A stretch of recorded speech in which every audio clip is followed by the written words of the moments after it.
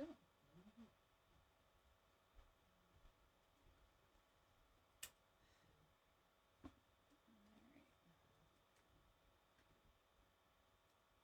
Let's see where we're at. Hello.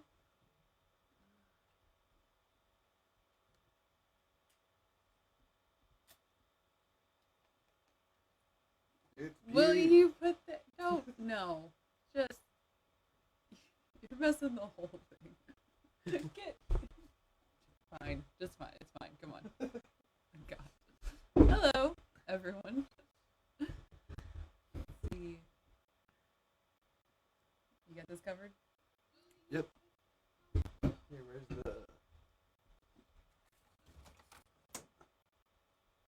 There we go. Perfect. I think we're good. Getting everything situated Hi, while we Nina. get some people together. Nina beat Nancy. Thank you, Steph. If yeah. All right. So, supposed to give it a couple minutes before we officially get into the show, the episode. I'm Maria Castley. I am Chief Archivist and Tour Manager at City Museum. This is my husband, Max Castley. Hi. He's owner of Beatnik Bob's and has been around the museum his entire life. In the museum's entire life, for that matter. One of the things we're going to talk about today is some of the pieces that make up City Museum. So we'll get into that in just a second. Hold on real quick. Yeah.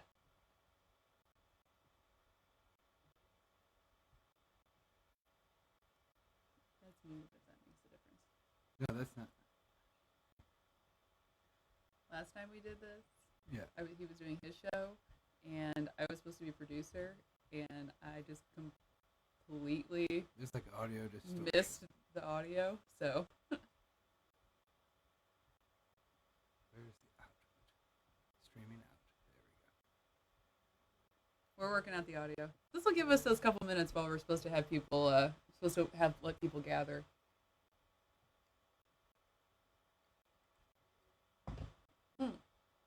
In the meantime,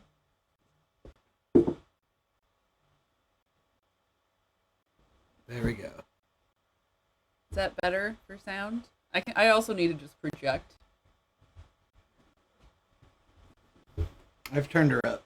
Here, you want to get him while we're waiting? Here's our mascot.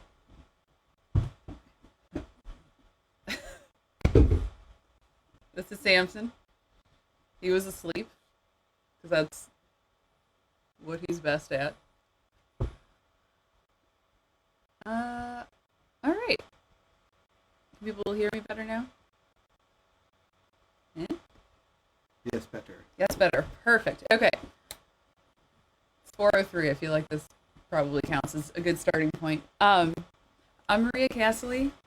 I work at the City Museum. I'm the chief archivist and tours manager. This is Max Castley. He's my husband. He's owner of Beatnik Bob's and has worked at the museum since it opened. This is our dog Samson, one of them. He's helping. Our very tired, sleeping dog. One of the things we're going to talk about today is...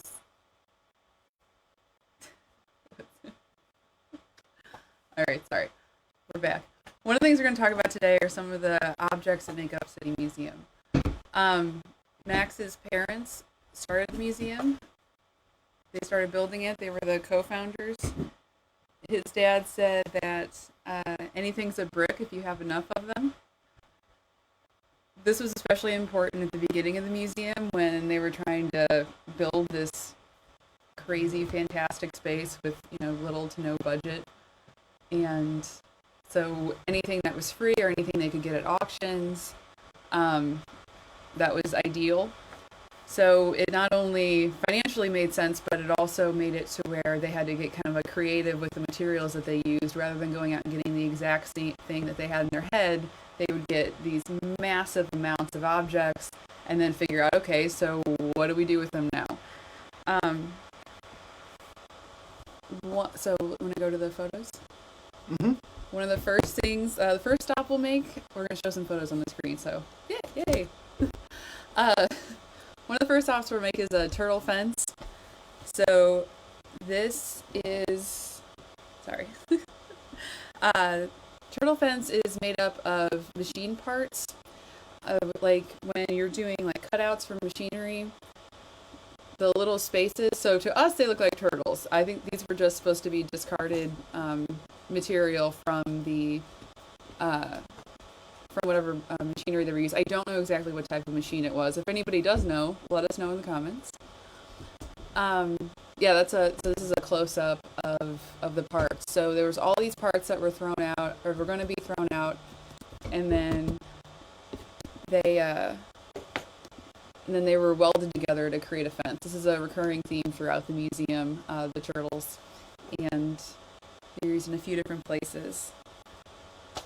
The next one, the next photo is of the pan wall. This is something that you encounter right as you walk in the museum. This is right inside the lobby. A lot of people recognize these as cafeteria, like food warmer pans, which they are. That's how they started out their life. After they were used in food service, Washington University, University in St. Louis, got them, and they used them actually in their science laboratories. They would hold the lab mice. A lot of people don't know that second part. The museum purchased 1,100 of them in 1996 as scrap metal, and instead of using it as scrap metal, they built this huge wall. And I would be remiss if I didn't mention, please don't climb on them. There are many things to climb on in the museum. This, we would prefer you not to. You can just admire them from afar. Alright, so the next one is the conveyor belt rollers. Oh, hold on. Yeah. We're getting there. Alright. So a lot of people know that the museum, the building itself, started out in it started out as the International Shoe Factory. So it was the They're third pan, Stephanie. third pans. Yeah. There you go. Okay, I don't have anything. Oh, I just lost. No. Number 4? Yeah, here. Sorry, we're back to the pans for a half second. It's okay if you don't have it. Where? That's alright. There we go. 4.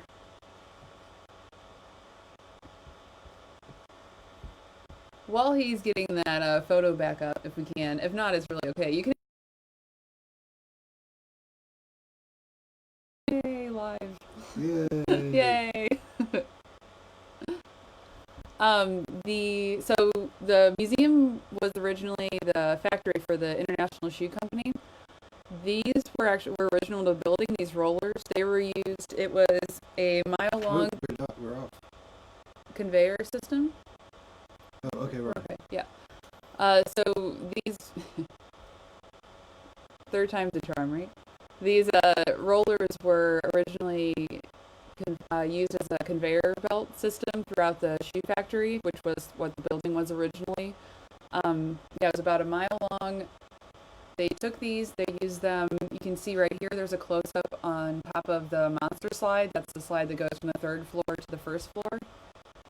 And then on the stairwell behind there, you can kind of see they were used as the railings to hold up the stair railings, and then up on the second floor, and you also find them around the mezzanine. There also used to be a roller slide on the first floor, but that was taken out and then replaced with another type of slide, because we like to change things up at the City Museum.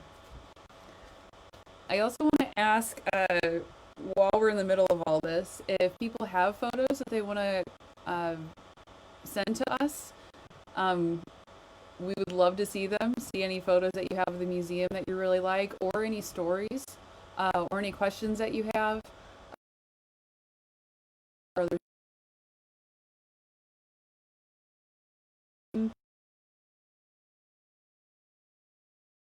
little bit later on. But yeah, if you want to send us your stories, send us questions, you can also put those in the comment as well.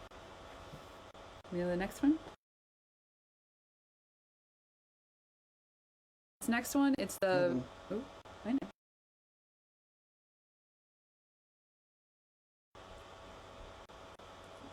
We're having a little bit of connection issues here for whatever reason, but I think we're kind of getting through it. We're good.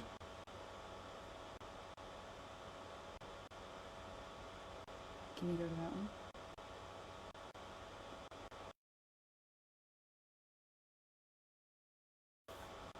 And we're back. So these, you'll see in the background, this is on the second floor in the vault room of the museum.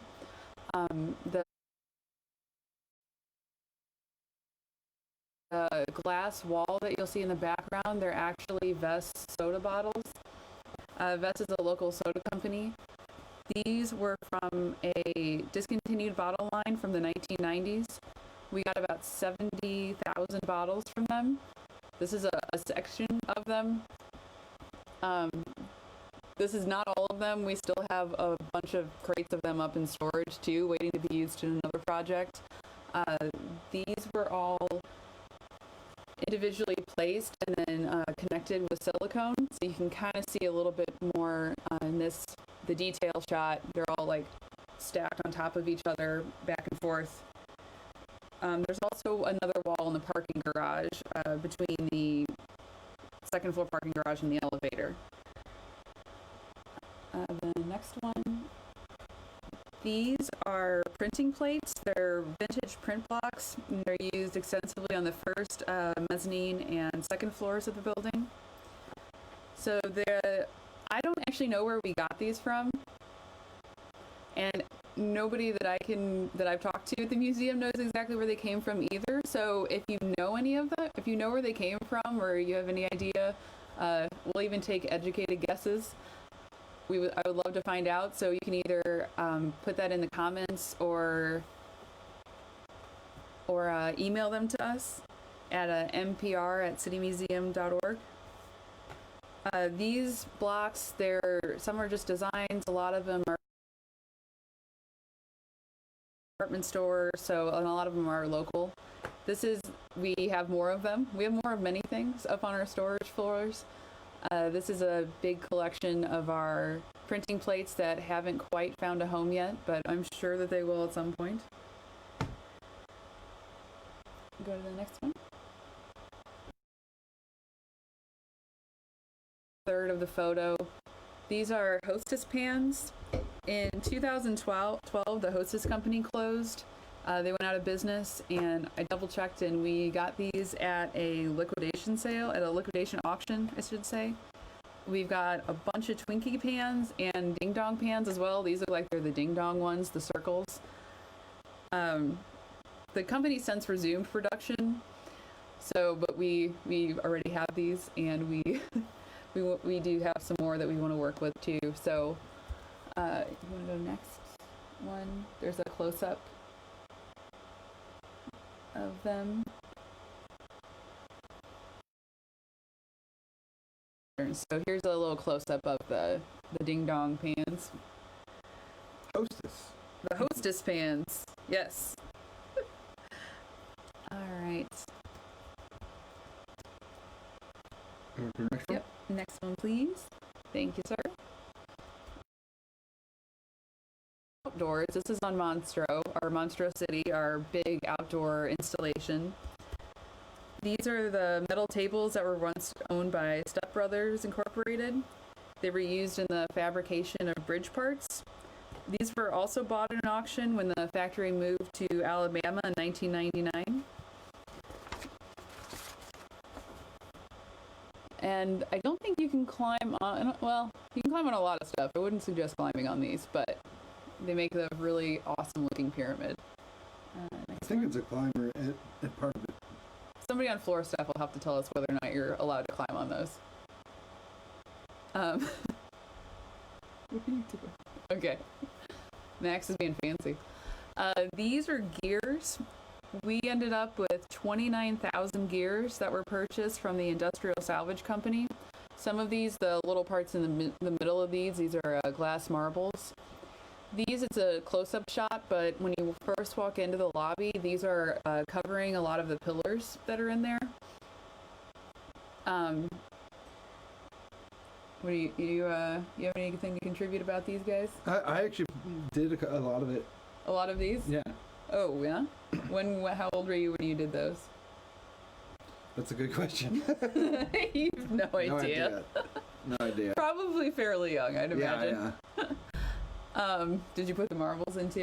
Mm-hmm. All right. Well, see, there you have it. And I fixed up a part that was kind of messed up. Oh. Well, we have Max Castley to thank for structural integrity. I guess. No. just decorative. Decorative integrity. Yeah. All right. So let's see. We've got one more to go. These are lantern slides. This is a picture of them in the gallery, the contemporary gallery up on the 4th floor. We use lantern slides for the windows. There's a close-up that we have coming up here. Ready? Mm-hmm. So these are from, you can leave that up for a minute. Thank you. These are City Museum's real slides. Yeah. Somebody asked where the slides were when they were actually talking about these, and I, for obvious reasons, did not think that was the case.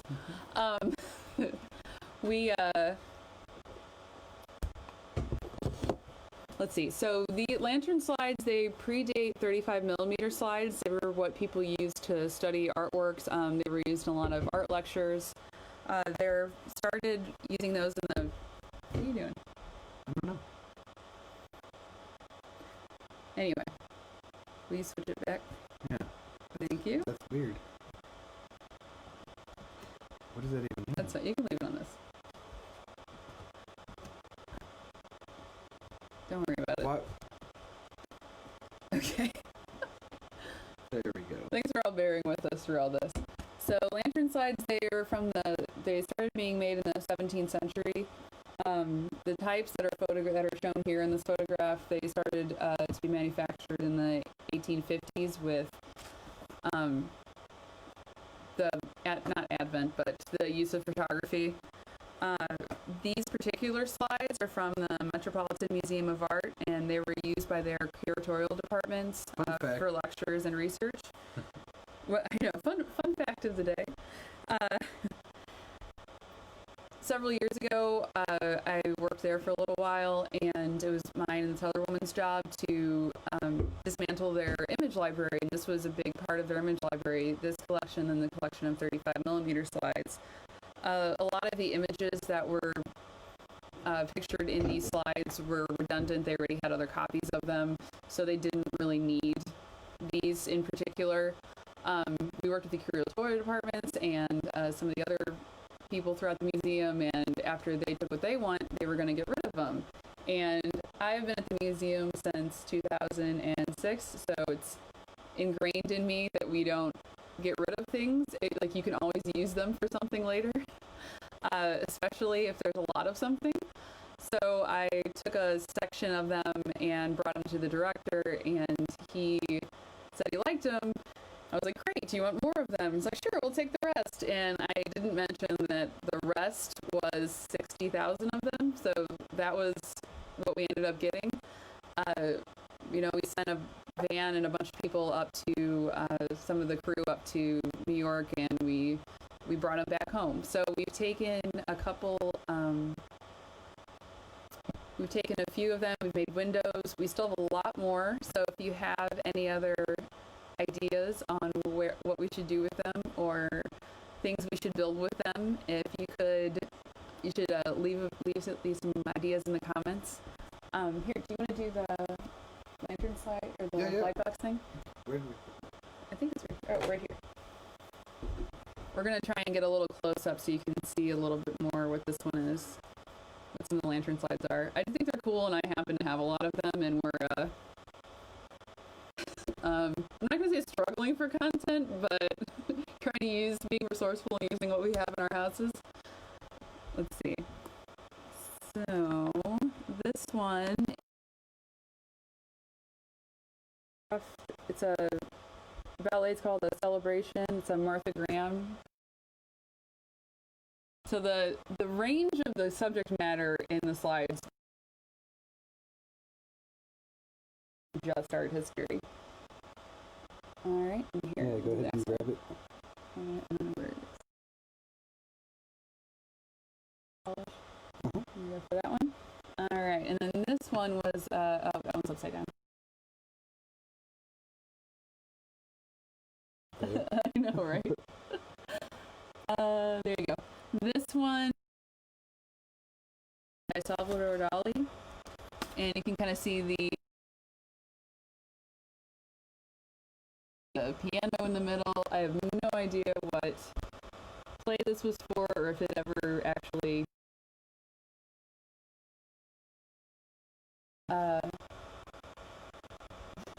but I thought that one was cool. So yeah, there's a very wide range of material. This is nothing. I think that's our. He came up with that about 5 minutes ago. 5 minutes before we started streaming this, to do a light box on an iPad. So we're making it work over here. Yeah. So and a reminder again for anybody that's just joining us to send us your photos, any stories, any questions that you have about the history of the museum or things you would like to know more about. You can send that to M as in Max. M as in Max to mpr@citymuseum.org. So, anything else you want to add besides our other dog?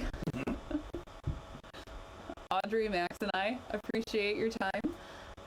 We've got some more programming. Check it out on City Museum Live, and we'll talk to you soon. Thank you guys so much.